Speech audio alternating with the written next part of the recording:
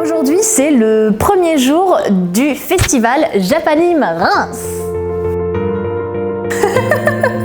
Vous allez parler de votre vie professionnelle de 15 ans de carrière à des lycéens qui ne sont pas encore sortis du lycée. C'est ça. J'ai l'impression que beaucoup des gens à qui je vais parler sont plus âgés que moi, alors qu'en réalité, c'est pas le cas, mais parce qu'ils ont l'air matures. J'ai 21 ans. Pour faire votre métier, est-ce qu'il faut être un grand enfant encore? Un peu, ouais. Oui. Bah, on le dit d'ailleurs, on joue. C'est jouer au sens premier du terme. C'est comme on nous lâche dans un bac à sable et voilà, on va jouer. Le doublage, c'est quand on va enregistrer sur un produit qui a déjà une version originale, donc une VO, comme vous connaissez. Donc ça peut être de l'anglais, de l'allemand, de l'espagnol, du brésilien, ça peut être à peu près n'importe quelle langue, ça peut être notamment du japonais, du chinois.